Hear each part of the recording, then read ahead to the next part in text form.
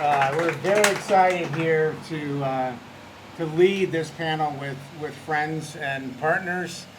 We've had an opportunity to work with each of these three amazing brands, truly legacy brands. If you think that the oldest was founded in 1941 with M&M's, followed very closely thereafter by Dick's Sporting Goods in 48, and then in 52 by KFC. So what does it take to be a legacy brand and to establish relevance with today's consumer? There's a lot going on. So that's what we're going to talk about today. But let me kind of let the panel introduce themselves. So Christophe, if you would. Okay, so I will say it with my French accent because we are in France. So my name is Christophe Poirier. Let's do Poirier. Yes. And I am Chief Concept Officer at KFC Global. Okay. Tony. Hi, I'm Tony Roller, and I lead in-store experience and design. And he mentioned the date that all of the brands were born. I don't think any of us have been there that long. I just want to point that out. Thank you. Hi, everybody. I'm Neil Roberts, and I lead the development of retail and business development within M&M's.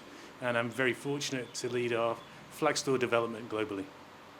Thank you. Excellent. Thank you. What I thought we'd start with is really just each of you represent very different industries. And when we come to Cannes, there's obviously a lot of different definitions as it relates to design and brand experience design. So from each of your perspectives, how would you define brand experience design as it relates to KFC, as it relates to Dick's and M&M? So Neil, you want to start first with that? Well, our first M&M store opened over 30 years ago, and we've been delighting consumers ever since then. And one of the key things behind that is the millions and millions of customers who've come through the door have been experiencing experiential retail from a point where experiential retail just simply didn't exist. The real challenge for us is to think in decades. So the unique culture of Mars allows us to think long-term, generationally, which means the challenge for us is when we think about experience, it needs to be fresh and exciting in 3 decades' time. So our genuine challenge every day is to beat our own track record of excellence. Amazing. Tony.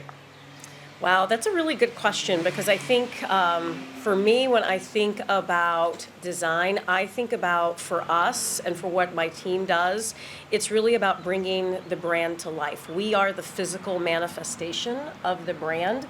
It's something that people can touch, they can feel, they can experience, and it's really, it's something that people engage with, and it's really more of a memory. So I think a lot of what we do is about taking something that can be very transactional, where you're simply buying product, and all of a sudden you've created a relationship, whether it's that relationship with the product, whether it's the relationship with the customer, or whether it's that relationship you have with someone else while you are experiencing our brand. So at KFC we have this mojo, which is when you enter the restaurant, you enter the brand. So we have to make sure that the restaurant is the best expression of what we stand for, what is our purpose. And being a restaurant company, we also own all the touch points. The food, because people visit us for lunch, dinner, late night, but also the packaging. So we own the full journey.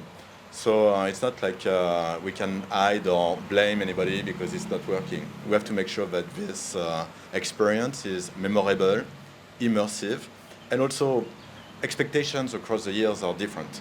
So you mentioned that, and you're right, KFC was born 74 years ago.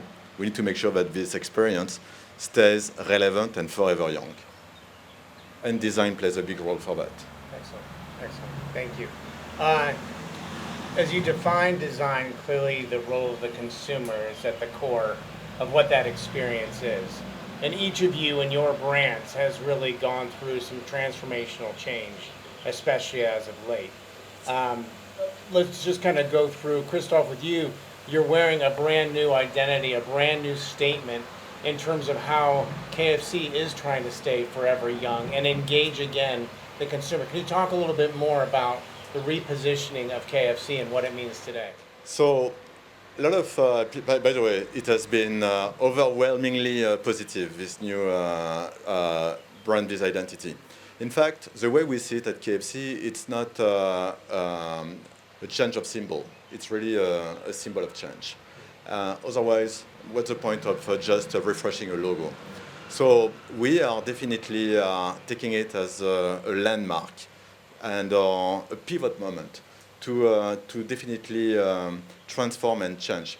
And it goes across the entire DNA of KFC. We are making our food more modern. We are also changing the design of our restaurants. And I don't want to speak too much about it. I mean, we can. But our restaurants are really a canvas. Yeah. Because Gen Zs, Gen Alpha, all this new cohort of customers, they want to co-create. They want to participate to the experience. Yeah. And not so.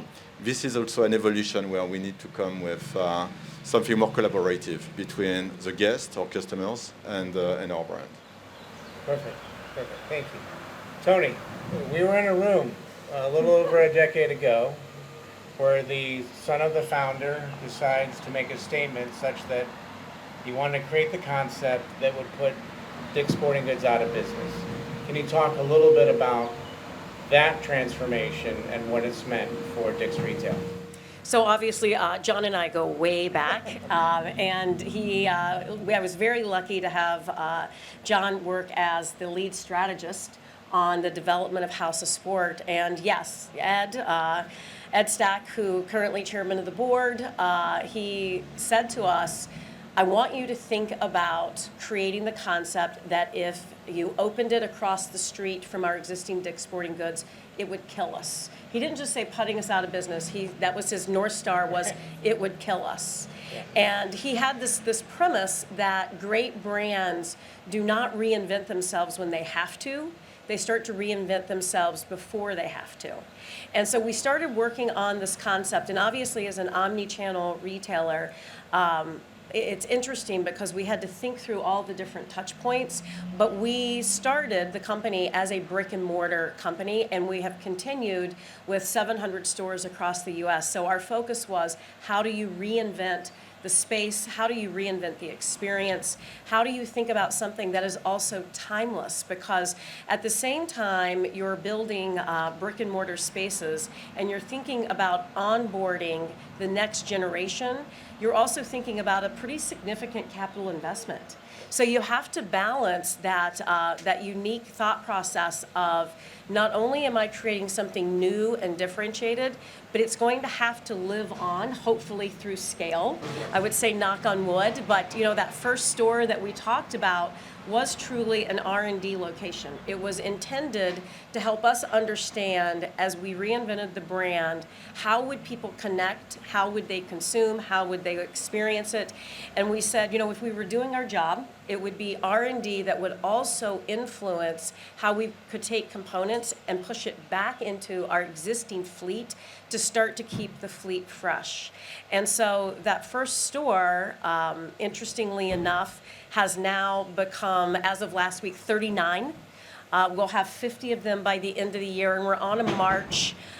We've publicly said 75 to 100, but it would not surprise me if it continues to push further. And then what it's allowed us to do is we've learned so much about our consumer through this, and we've learned a lot about what it takes to meet them, where they want to be met, what kind of experiences they want.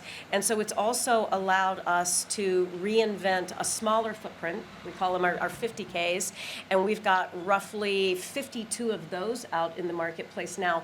So what started as R&D to help us really deeply connect with our consumer has now translated into what we call repositioning our portfolio. So I think what's the best, I used to work for a gentleman who would say, you design it, and then the customer tells you if you're right. And I think that's absolutely what we have also learned about this particular concept, and we continue to evolve as the stores go. We continue to innovate, but at the heart of it all is, are we doing the right thing for our customers? Amazing. Neil, you were talking a little bit about continuing to make sure that you evolve the experience over the decades. Can you go a little bit deeper, if you will, into some of the opportunities and also the challenges as you guys continue to create experiences across the globe. Well, what you've just talked about resonated with me because we've traditionally opened flag stores globally with huge square footage. And what happens is the wow factor of the store is amplified just by the space. But we had an opportunity with Disney Town Shanghai, which is one of our recent openings at the beginning of the year, that was too good to miss. But it gave us a real challenge. It was a fifth the size of our smallest store previously. And because we're so used to space, it asked us to think completely differently about how we tell our brand story on a much smaller canvas. And we leaned into new technologies and combining physical and digital elements to really get that story across with much less. It's been a huge success. Yeah. It's been a huge success. And that means that we now have a more democratic design that can go into more accessible spaces, which has subsequently fed into our global strategy. But the real test is how our consumers respond to it, and they love it. So we're really, really pleased. Excellent. Excellent. In terms of thinking about how do you, there's this whole question, and it was brought up yesterday during one of the sessions about sometimes the consumers know what they want and there's an opportunity that's not being met. And then sometimes there's a need for the brand to lead the consumer to what they didn't know they needed. And so each of you have had to look at this kind of paradigm in the context of your brand. So Christoph, maybe talk a little bit about Saucy in a few years ago. Yes, so I like everything you say, but this one resonates to me because I started a long time ago in advertising, and I remember my boss used to tell me, always make sure that you give your client what he wants, but not what he expects. And why? It's because you need to make sure that you keep surprising customers. And in fact, another way to look at it is we have to make sure that we attract and we don't chase. That was the approach when we with Rowe we worked with this spin-off Saucy by KFC, and I remember the first conversation we had was let's disrupt the category, and I think you were the best partner for doing this. So disruption is it's a word that a lot of brands are using, but there is a technique, there is a recipe for disruption. You identify the conventions. Some of them you have to keep them, but some of them you can disrupt them. And then when you disrupt them, you create a new vision. And I think we can disclose now the concept is open. It's a success. So most of the fast food industry is using primary colors, the red, the white, black. You said let's go pink, and pink not beyond just a color. Pink as a philosophy, and we use that saying, okay, let's make it P for personalized. I, the experience has to be intuitive, because easy it's even too complex in a world where everything now has to be curated. And for next gen, we are not focused. And I remember you said, stop being obsessed with Gen Zs, be obsessed with the next generation, because at some point the Gen Zs will be 50. And you don't want your brand to be 50 years old. I mean, hopefully, but in terms of mindset. Right. And the K was for kinetic, because one of the quotes you shared with me, it's not enough if the store or the restaurant is beautiful. Of course, it has to be beautiful, but it has to be alive. And kinetic, movement, this is where the experience seems real and not static. So when we work together and your beautiful team on Saucy, I think you really helped us pushing the boundaries and being disruptive and not staying in the status quo. Thank you. Thank you. Tony, go ahead. I think I give you a lot of accolade this morning. No, maybe yeah. I only paid you a little bit, so it's amazing what a few euro will help you with. So, no, but thank you. We had a tremendous pleasure to partner with you. And Tony, very similar, as we think about the consumers, as we think to really understand, in this case, who you purposely call athletes. And and thinking about what their needs are, what their goals are, and how you can kind of navigate them through the experience. Can you just break down a little bit further as you guys think about the athlete and the role of the teammate? Like, how does that work from a brand experience design perspective for Dick's? So it's funny because I had to really purposely say a minute ago customer, because we do call our customers athletes, and then when I think about it, it's like no one's going to know what I'm talking about. So thanks for that little kind of frame up. You know, it's interesting because when we first started working on our new concept, we said that everything we did would line up with 4 pillars. It would be service, which for us is really our teammate. It would be about the experience, it would be about product, and it would be about community. And so with that, it's actually become a little bit of an internal mantra that's moved way past just that one concept or those few stores, because those pillars line up so perfectly in terms of how you meet athletes where they are. And so when you think about that relationship, one of the things that we often talk about is how the teammate has to be that expert inside of our space, not only from a service perspective, but also every single touch point. I love what you said a minute ago about the fact that no matter where they encounter the brand, it has to be right. And so it's interesting because when you're in 100,000 plus square feet, there's a lot of opportunity for something to not be right. And so that interaction and that journey has got to be very, very specific. And those teammates have to treat, they have to treat that house, we call it House of Sport, but they have to treat it like home. Because they have to know intimately not just how to navigate the store, but how to navigate an athlete through the store. And then to take it one step further, as you would imagine, as a brick and mortar retailer, on any given day, we're going to be out of your size. It's just a fact of life. And then how do you pull that all the way through to make sure that by the next morning, that size is sitting on their doorstep? And so that constant push and pull of making sure that the physical folks inside of our store are as elevated as the experience they have. We have a saying inside House of Sport where we say the hardware has to match the software. So when you look at a store, it is the hardware, and it can be as elevated and as integrated as you possibly can imagine.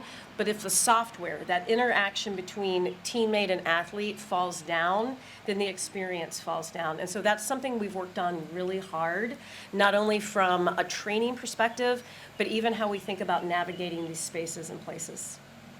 Thank you. Thanks. Neil. So I think for us, we really lean into validating consumers' behaviours and decisions. We can't just take a survey result and use that verbatim to drive our strategy. What we do is we lean in heavily into test and learn, which means we run focus groups where we can observe behaviour and understand how our customers are actually behaving rather than just telling us what they're doing. Then we combine that with qualitative and quantitative data, and it means that we're able to make really smart decisions about how we invest in experience and design. If you would, Neil, go a little deeper as you just talked about translating a flagship experience to a space 1/5 the size. How did you maintain the signature moments that would truly resonate with the consumers? Clearly, there was a process of prioritization and distillation that needed to happen. So first things first is we anchor the store in an experience. And in this case, it's the chocolate wall. So those of you who've visited our stores, there are huge, huge amounts of chocolate in tubes all the way along the wall, and you have a great time selecting. The noise that thing makes is my favorite noise. And then we layer experiences on top of that one by one. But the real challenge around design was to make sure that we were able to merchandise the space really effectively. When you're merchandising a flag store, you've got so much space to play with. It's an abundance. So we really called the way we were thinking about it was tiny house thinking. And what I mean by that is you see these TV shows where the staircase is something and the table is something and it turns into something else. So with that tiny house mentality, that really led how we merchandised the space and used it.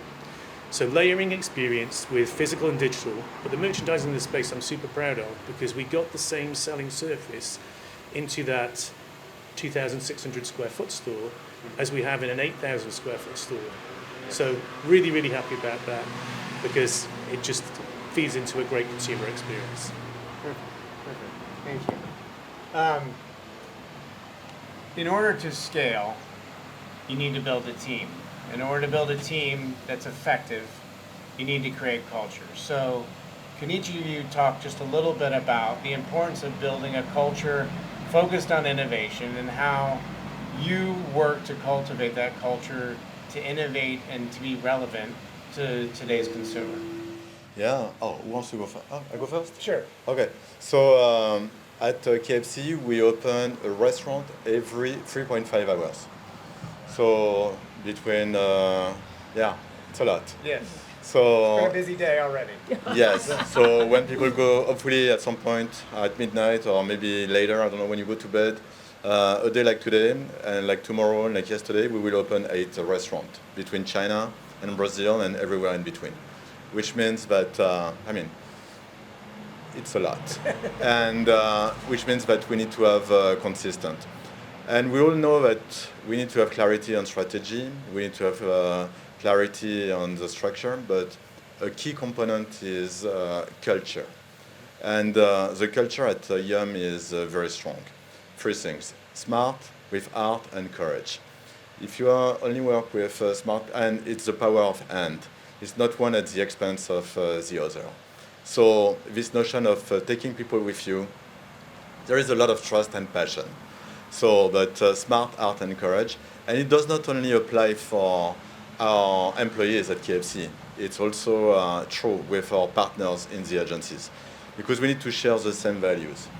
And in fact, if a partner is coming with an idea which is challenging, in the absence of trust and passion, you cannot go anywhere. So it is always, and culture is very fragile, because it takes, let's say, one suboptimal player and culture is gone.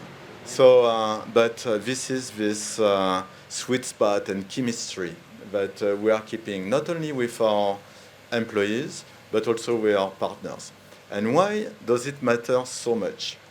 It's because we have millions and millions of employees around the world in our 30,000 restaurants.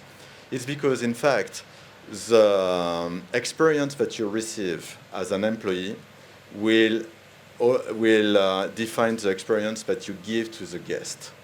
If at KFC, between the employer and the team members or the employees, the experience is a B-, there is no way guests will receive more than a B- experience at best. Yeah. So this is why we are so, part of my goals actually, we all have team goals, individual goals, and we also have a metric to see if I am lacking culture, living culture, or leading culture.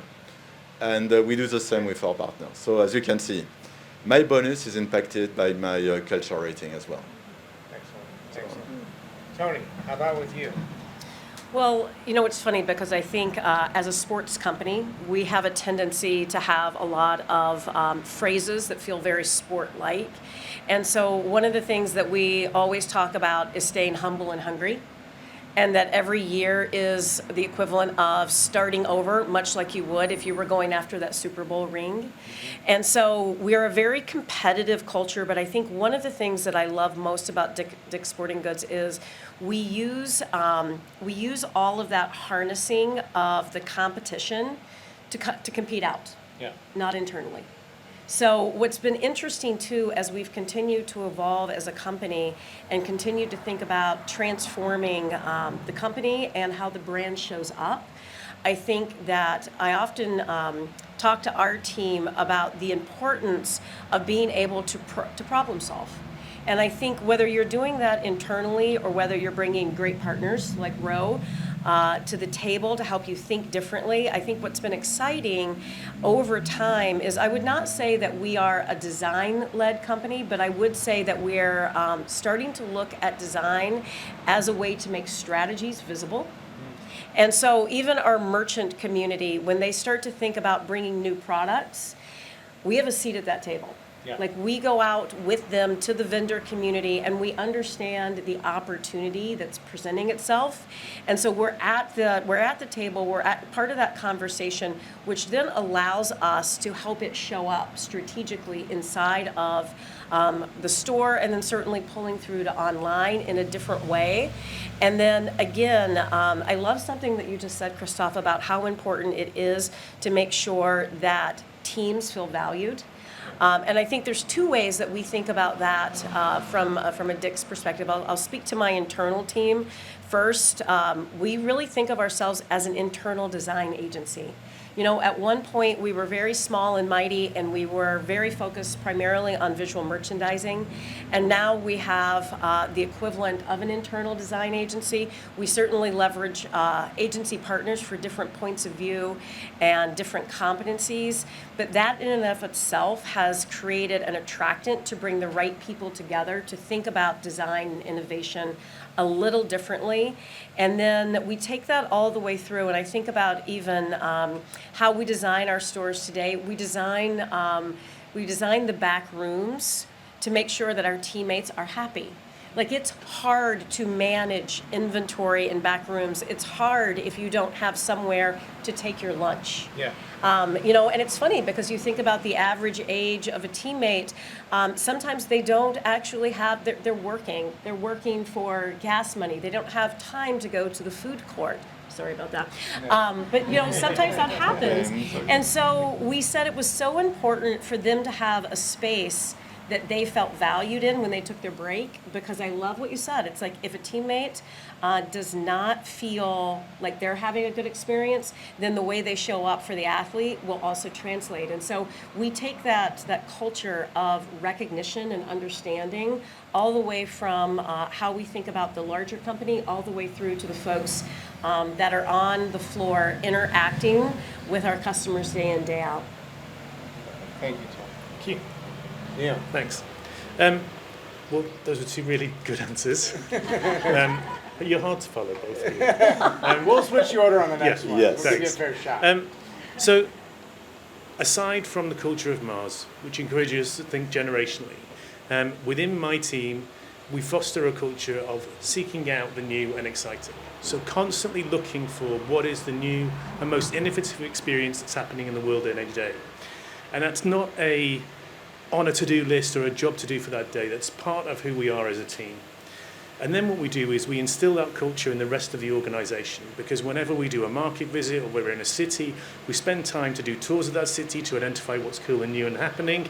And Rowe have been a big help for that in the past. You guys have got your finger really on the pulse. Thank you.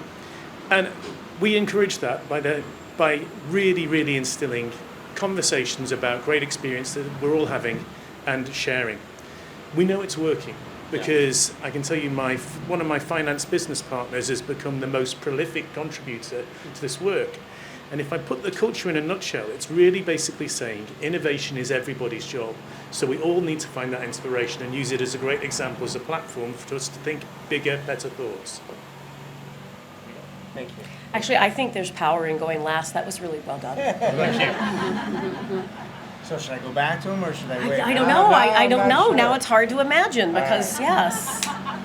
You guys touched on the next question a little bit, but I'd like to go a little bit deeper. This particular session, this focus on transformation, if you will, is very much based on collaboration. So each of you have talked about the importance of establishing discipline, not only competence, but expertise in-house, so that you can drive experiences on your own. You can continue to drive innovation internally. But what does that mean when you're looking to partner with agencies outside for different reasons? How can we as agency partners be more effective, and how can it be to a better cumulative impact for that ultimate consumer experience? So I'll put that one to you, Neil. Oh, great, thanks. So first of all, we consider any agency that we're working with to be an extension of our own team. Yeah. We like to bring them into projects really early so we all understand what we've got to achieve together.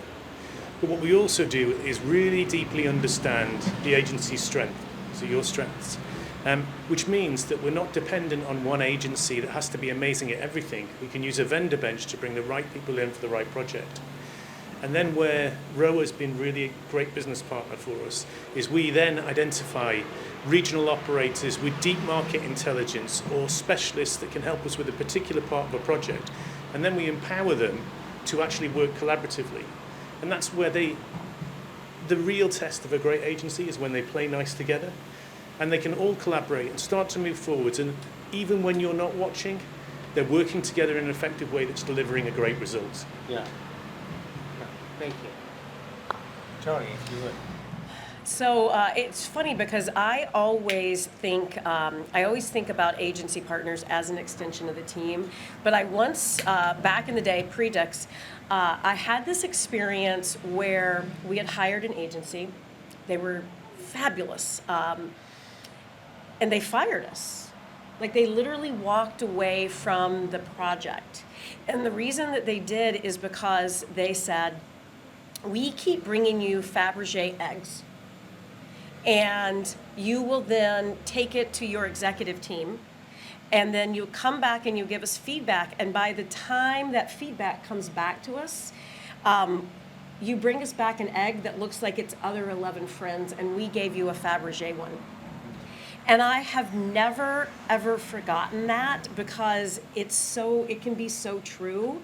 And I think we learn so much when we work together because as an extension of the team, you always had a seat at the table with the executive team. And so I think if we had been a reality show and there had been a camera, I think it would have been hard to tell who worked at Dick's Sporting Goods and who was the agency partner.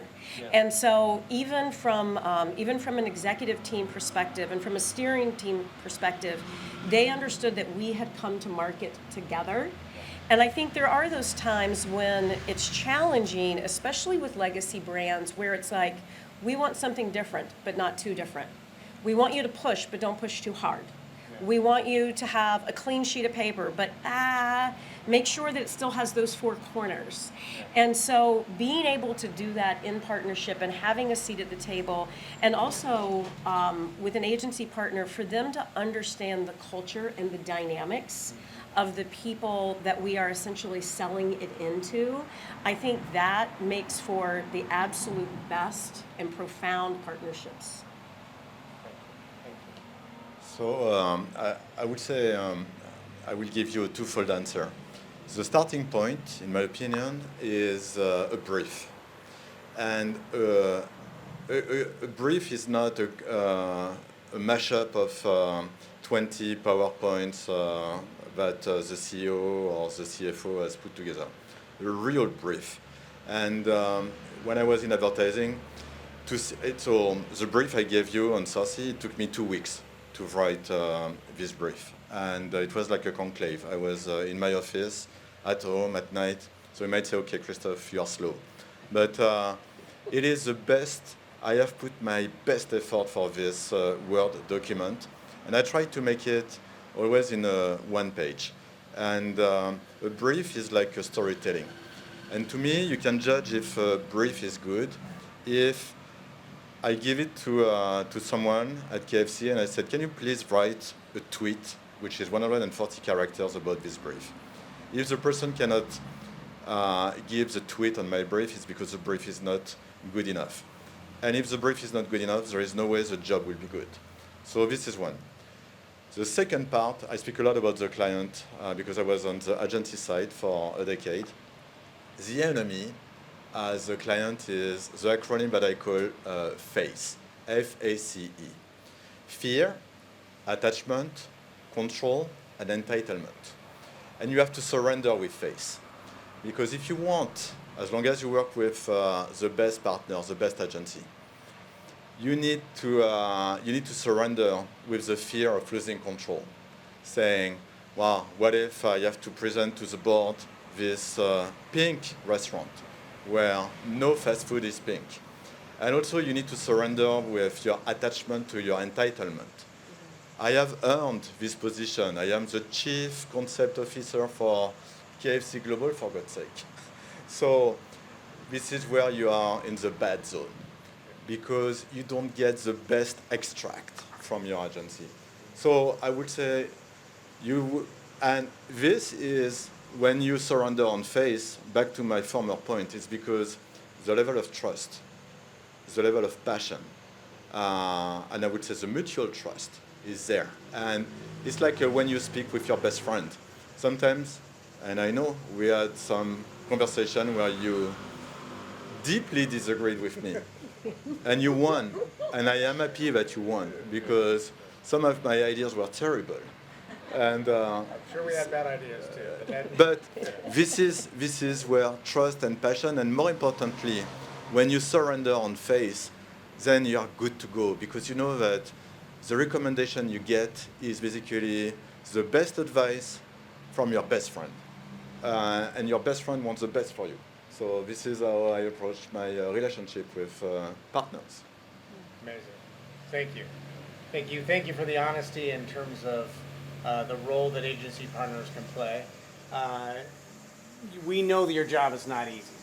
Most of the time, you Tell my guys boss, all please. we'll make sure to tell her. But you do serve kind of multiple constituencies in terms of your role, and it doesn't make the purpose, the focus of design experience any easier. So in many ways, Tony, you talked about like the challenges with CapEx and developing experience and performance of units. Like, how do you each, as brands and as leaders, balance expectations of what it takes to be a privately held company versus a publicly held company to also like a house of brands? Like, these are not easy positions. So how do you think about and prioritize, if you will, the consumer versus maybe the executive team or the ownership team that you deal with on a daily basis?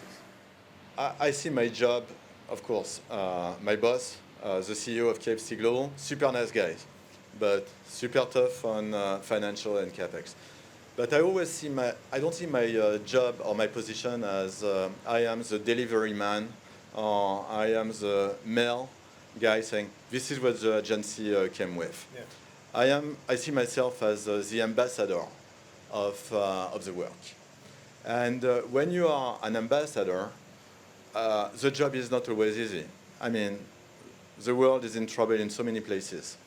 If there is a peace treaty happening, hopefully these days, it's because ambassadors have done their jobs. And an ambassador is okay with tension. Tension does not mean friction. Friction is negative. Tension is positive and constructive. When you see yourself as the ambassador, first of all, you are proud of the work that is being done. And you have to push. You need also to stand for the job. You need to also come with a point of view, and you need to defend, you need to protect the work. And so it takes, this is why culture is so important internally. Because when the metric is smart with art and courage, it's not only IQ, it's also EQ. You know that your boss is also judged with the same metrics, which means that he needs to have the courage to surrender to something that makes him uncomfortable. Let's say culture is setting up the stage for ambassadors to do their job properly and to sell the job. Otherwise, if the metric is CapEx only, it's like, how do you define success? There are many ways to define success. Even for an athlete, if the athlete does not get the gold medal at the Olympics, success is, you don't know what was the starting point. Maybe qualifying for the Olympics itself is a bigger victory than the champion. Yeah. So, in fact, when this is why culture is so important. And when you know that culture is shared, you know that CapEx is only one dimension. Yeah. And if CapEx were the only dimension, then an Excel spreadsheet does the job. An AI bot can tell you it's okay or it's out. Yeah. So being the ambassador, being proud, and working in the right culture and environment is key. Okay. Excellent. I'm not saying it's easy. No. Because it's a tough nut to crack. Yes. But so Scott, if you see this video, know that I love you. you guys have followed that out, Tony. So it's like, yeah. Now I know how you felt. That was a lot. It was a lot. It was a lot. You know, it is a balance. It is certainly a balance in terms of thinking about how you approach both what the customer needs and then also the metrics of an organization. And, you know, it's funny because it does always go back to culture. So while we worked together on that first House of Sport store and we said it was going to be R&D, there was myself and another individual who still is with me today working through scaling House of Sport. And we said to ourselves, oh, we're saying this is R&D. However, if it does not meet the following metrics in the first year, it will die a weight of its own death. And we knew that because we knew that as a company, we had not had a lot of patience with R&D concepts because they teach you a lot, but often aren't profitable and aren't scalable. And I'm happy to say, because we went into it with that mindset from day one, first year out of the gates, the first store was profitable, as was number 2, number 3, and that's what's allowed us to scale. And it certainly has been a balance, but we often talk about, and I think you referenced it in the opening, to have someone who still leads the company. He will never call himself the founder because he says his father, who did found the company, but he took the company over when there were 7 stores. So in terms of what the company is today, it is truly who he is. And he often talks about leading with your gut and the combination of art and science. And so I think that there are things that often have been points of negotiation as we've thought about the experience. And he would find this so funny because he will often, there's something inside of our House of Sport stores that it's expensive. I'm not gonna lie. I mean, let's just call it. It's expensive. And when we start going through discussions about dollars per square foot and all of these other metrics with our CFO, I will say, well, you know, a quick cost-cutting measure would be to take this element out. And Ed will be like, don't do that. Now, you know how I feel about that. And so I love, because he feels like it's such a point of differentiation. And I think the other example that I would give is that in these House of Sport doors, many of them have fields. It allows us to serve the community in a very different way. It allows us to give kids a place to play that they may or may not have. And we run these activities, we run summer camps, and then sometimes we just have open play, which allows people to get out on the field and kick a ball and swing a bat and, you know, test a pair of cleats. And in our cold climate doors, we convert those into ice rinks in the winter. And I will tell you, there is no ROI on that. But it is also very hard to put a metric on brand love. And so we talk about that quite a bit internally, especially as you think about a legacy brand that I think people have love for. But love in the future is something very different. It's about a human connection. It's about feeling like you have a place to play. It's about having a place to belong, to have a place to experience something in a different way. And that balance of maybe it won't return on a specific metric, but I will tell you what that does for traffic. Over time, it all translates. There's a red thread that pulls all the way through. So I think back to you saying you have to be an advocate. Sometimes you have to be an advocate for something that you believe in so purely as you start to move the brand in a different direction. Thanks. So we'll talk about the different elements. Yeah. So inside Mars, it's such a large and global organization. Just getting consensus can actually be really quite difficult. And it takes a lot of time. But once we have that consensus, we go from 0 miles an hour to 10,000 miles an hour. So our business partners can find that quite jarring. So the way we combat that is very early in any project, we allow enough time for each. Because if you try and gain consensus and rush it, at some point down the line, you're going to come across problems.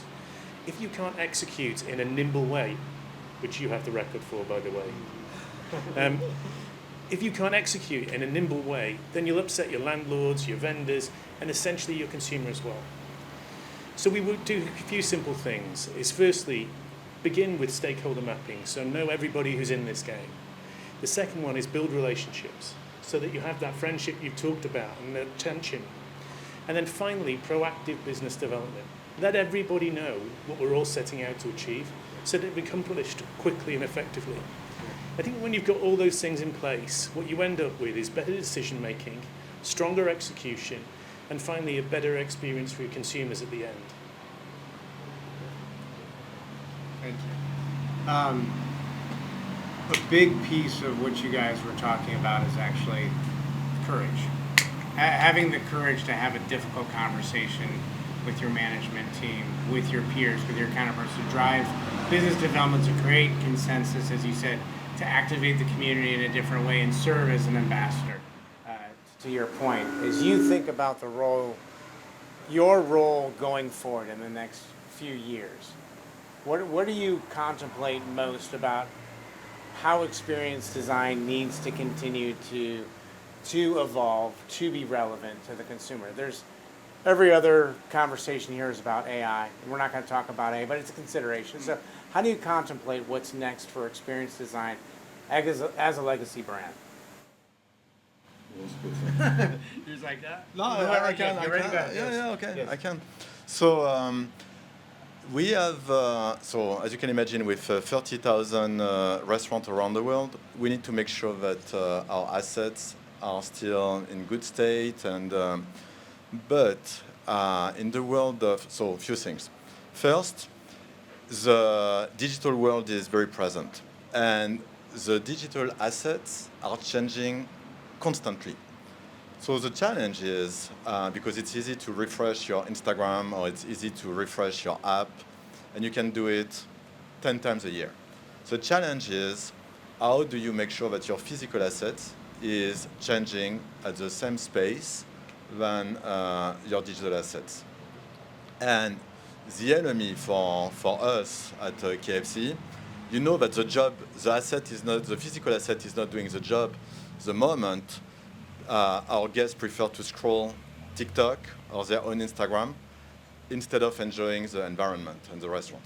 So the challenge that we are facing right now, and we are working very hard on it, is how do we make sure that the physical store is keeping relevant with a different timelines that we used to have in the past.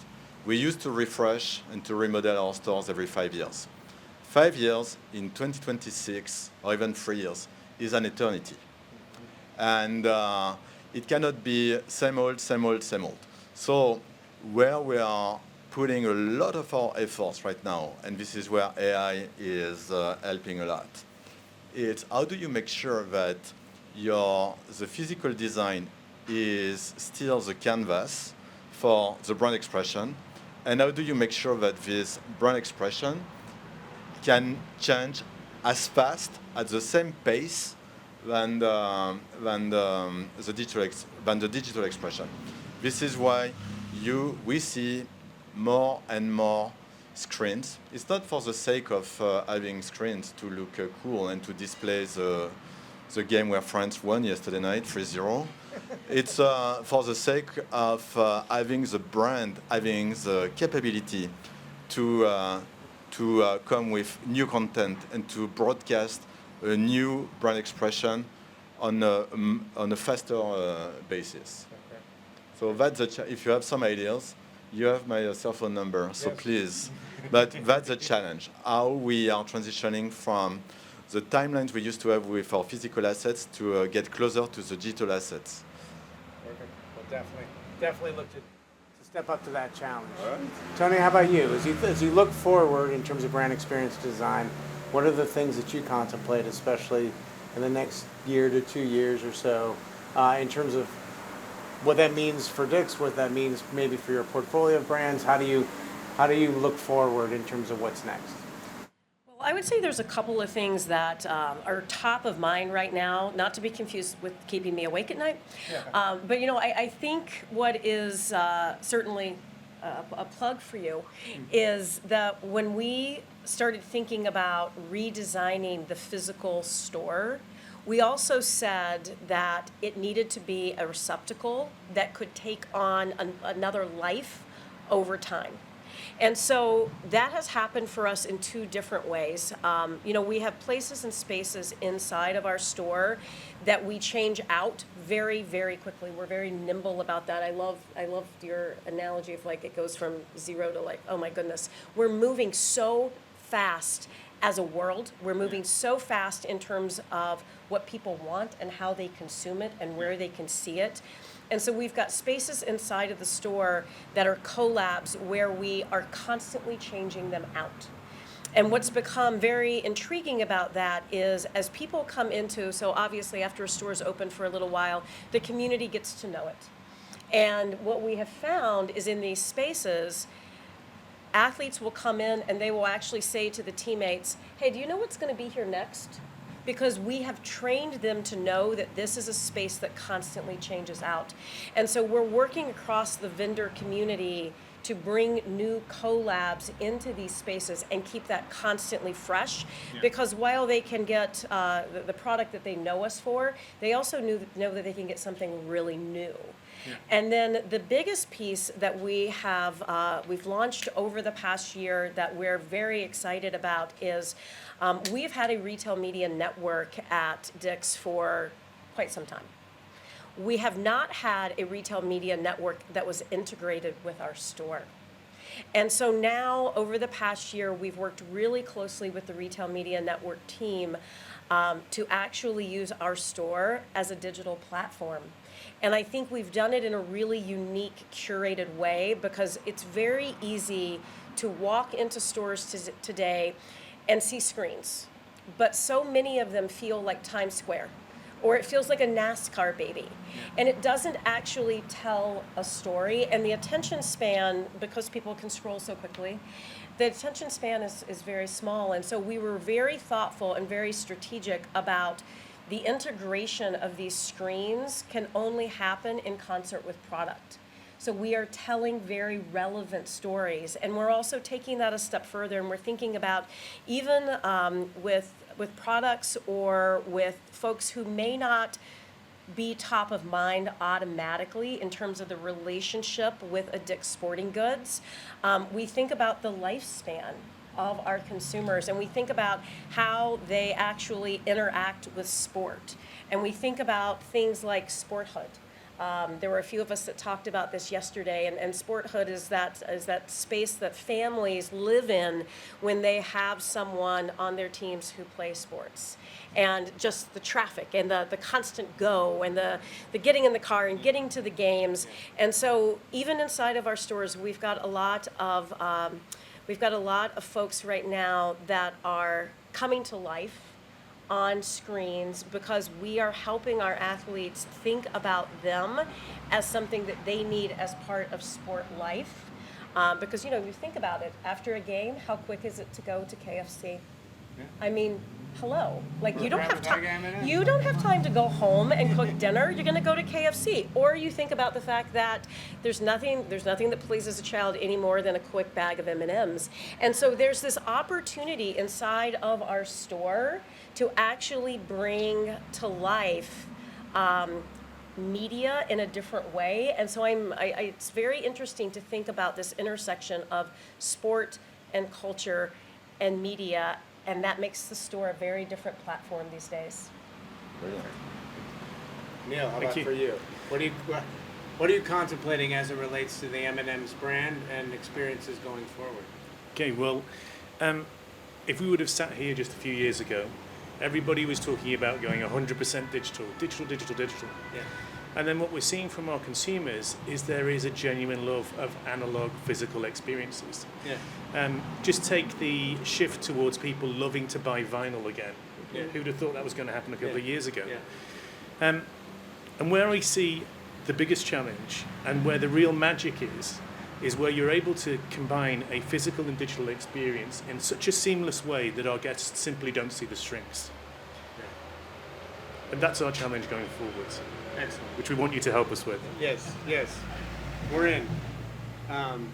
If I were to summarize what you have each said, I think it's a balance of curated content that understands where your guests are, where and how they're engaging with your brands, and what makes the most sense in terms of creating that relationship. And also I think is a reminder to your point, Neil, about digital and analog, and that the experience is critical, but it isn't dependent on one media or the other. In the case of what Tony said, it's a combination, an interaction often with the product and the digital content that creates the connection.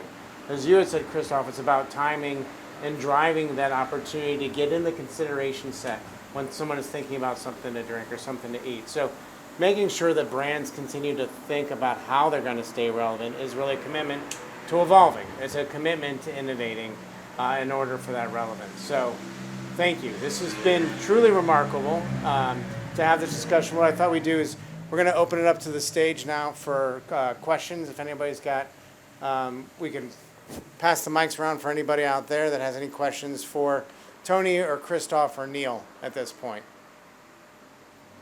You brought up that you were very close with your finance partner with M&M's.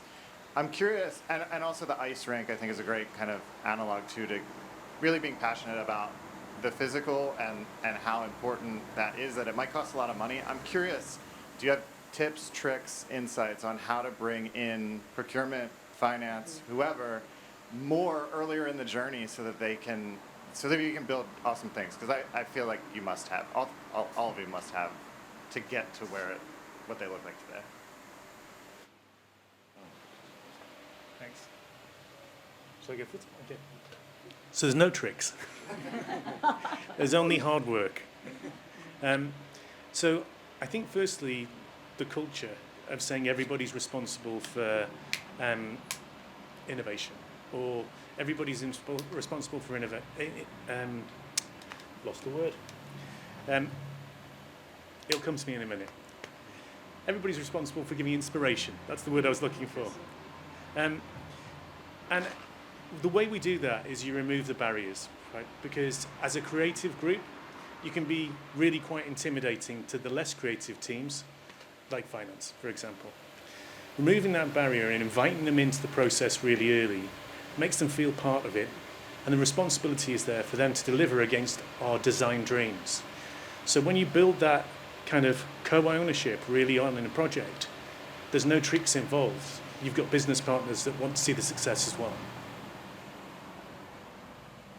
So I would say there's a couple things, and it's interesting because I have to admit I dropped my CFO a little text yesterday because I was in another roundtable yesterday morning where everyone was talking about the CFO as a villain.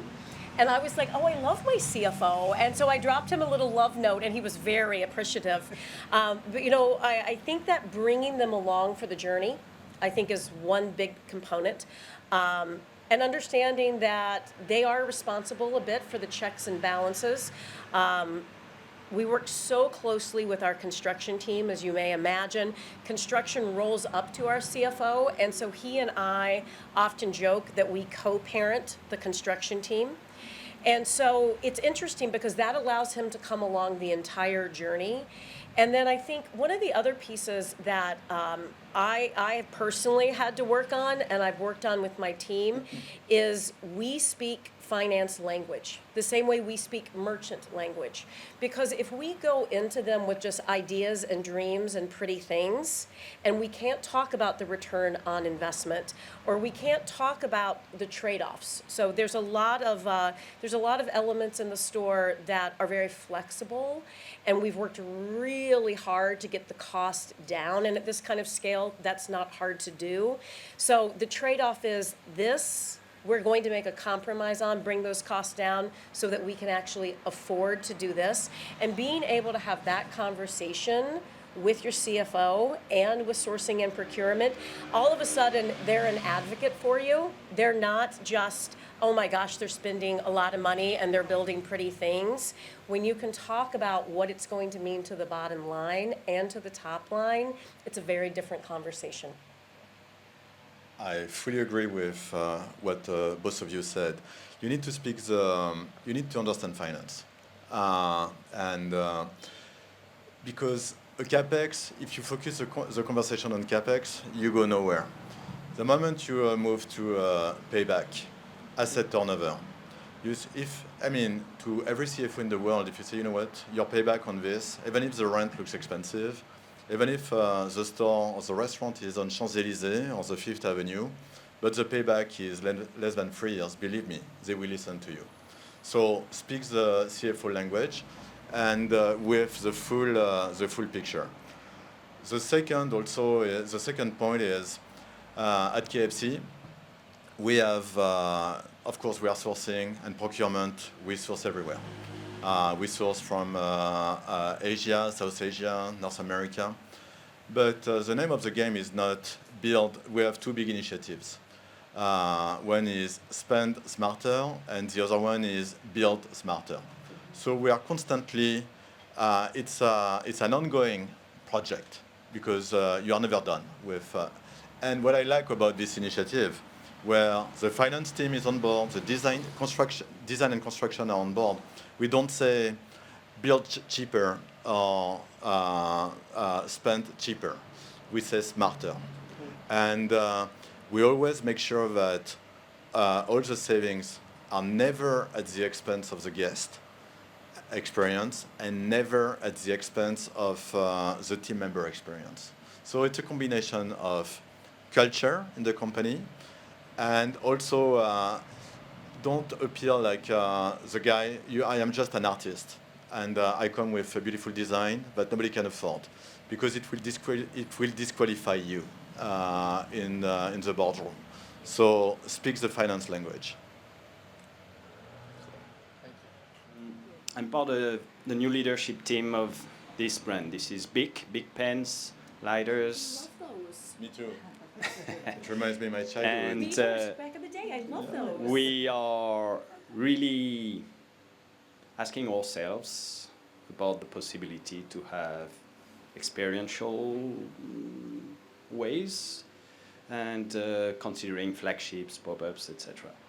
Before we go there, or to help us making the real call, even though there is willingness, but what would you say the first thing you would need to consider before going there would be what? What should we avoid to do, or what should we consider before making the decision to really go there? What would be the first step? The most challenging and most powerful question we use in advertising, in branding, is the why. So being clear with what is your why, and it's tough to answer this question. Why do you want to be? So I want to have a KFC restaurant on the Champs-Élysées in Paris. Why? It's not because I'm French. It's because I want to be part of the club of the big global brand. When you're on Champs-Élysées, you are next to Christian Dior, Louis Vuitton, Levi's. I wanted to say Nike, but I wanted Foot Locker. So there we go. So I want to be part of the club. So that's one. Second is probably one of the most. It gives me the best return on investment ever in terms of brand visibility. So when I so that's one. Asking the why. Second is build your network and stand on shoulders of giants. So I can tell you, the first person I will call if we get a restaurant on Champs-Élysées will probably Neil. Why? Because and probably you, Tony, because they have an experience at M&M's with building flagships. So be an avid learner, stand on the shoulders of giants, and spend qualitative time with people who have done it and who have a track record of doing it. So you will probably avoid 80% of the mistakes. That would be my take. I think, well, it's funny because I would definitely start with the why. Like, why would you want to do that? And is it a moment in time? Is it, I think there's a series of questions you ask, like, why do you want to do it? How long do you plan on doing it? What do you hope to learn from it? Is it truly for scale? It's interesting. Right now, we are working on, we've out in the world, we've got a little pop-up. We've got a little pop-up in the Hamptons. And what we're trying to do is learn from that and learn about how people will interact with a much smaller footprint. We're talking roughly 2,200 square feet. and what has to be true to have them come through at the doors in a different way. And do some of the brands in there, not large brands, but perhaps our vertical brands inside of our business, do they have enough brand presence to actually attract and create a reason for people to continue to visit physical spaces? And so I think there's a long series of why do you want to do it? And then you get to the how do you want to do it. And I love the piece around tapping into a network that can help you learn super fast about the mistakes that have already been made so that you don't have to waste that time and you can get to the really good stuff, the really important stuff much faster. I see lots of similarities, and I agree with what you've both said very clearly. I'd say I'll give you a watch out instead. When you have a core business as big as yours, and then you put retail next to it, retail can't be a hobby. It needs to be a fully integrated part of your network, your ecosystem. And what its role is absolutely key. So it may not necessarily be for scale. It may not actually be necessarily a sales channel. It's more about establishing you in a different level with new consumers. So my advice is understand the story you want to tell very, very clearly, work out what the best canvas is to do that, and then do it in the right location. Location, location, location. Yes, I was tempted to say that. All right. Any other questions? I think we're going to have to call that. Good. Thank you. Thank you, John. Do you want to sum up? Yeah, I just want to sum up by saying thank you to the incredible panel that we have here. Christoph, Tony, Neil. Amazing for you guys to fly halfway around the world to join this panel in this little bit of heat. But we appreciate your leadership, your expertise, your candor in talking with us. And of course, as Rowe, we appreciate your partnerships and the ability to continue to challenge your brands every day. So thank you. Thank you very much. Thank you. Thank you.